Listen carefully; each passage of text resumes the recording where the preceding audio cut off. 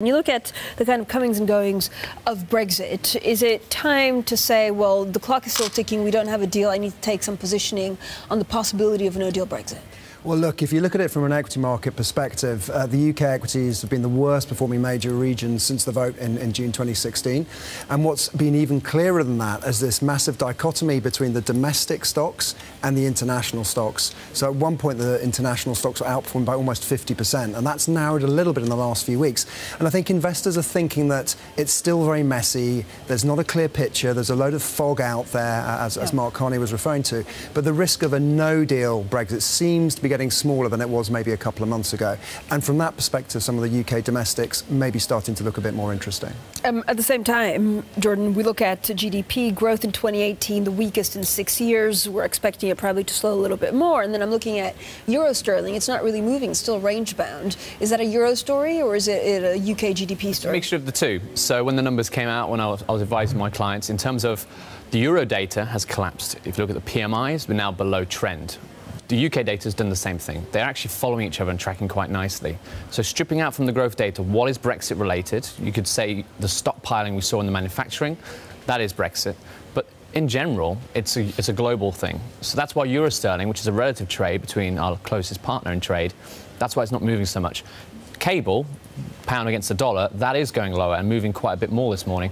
And that's because euro dollar's falling with it as well, with mounting Italian concerns after the revision to the Italian growth forecast by the European Commission last week. So there is definitely relative value trades. And what's quite interesting hearing you about equities, there is a bit of a difference amongst UK asset classes. So the pound is cheap, but it hasn't really gone anywhere for 2.5 years, where equities, as you pointed out, domestic really has underperformed.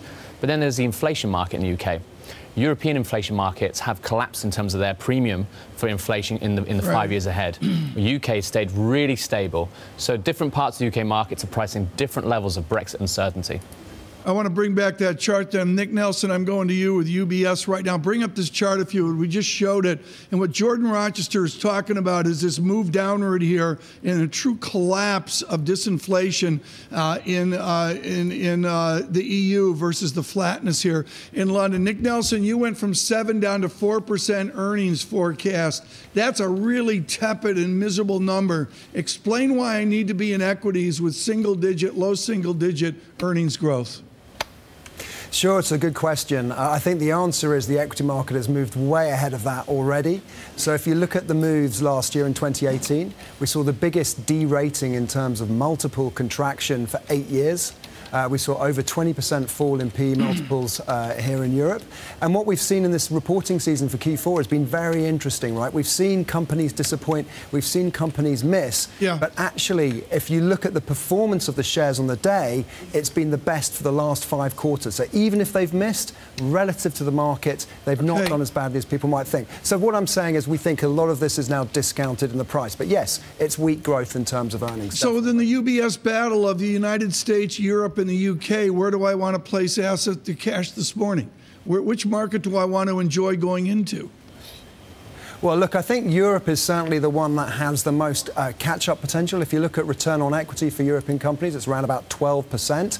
It's in line with the 30-year average. Of course, in the US, it's far above the long-run averages. It's close to peaks. US companies have taken on board a load of leverage in the last 8 years. They've re-geared their balance sheets up very aggressively through share buybacks and so on. European companies haven't. Gearing for European companies is the same as it was just coming out of the crisis in 2009. So that is, if you like, more potential for Europe. I think the UK is, as we were saying earlier, a two-speed market. You have the internationals, you have the defensives. If you're convinced that Brexit is going to pan out okay, then some of the domestics are interesting. But remember, FTSE 100, 75% of the revenues come from overseas. So that's not necessarily a buy FTSE 100 call. So I would say Europe for potential. If you want to be defensive, obviously US.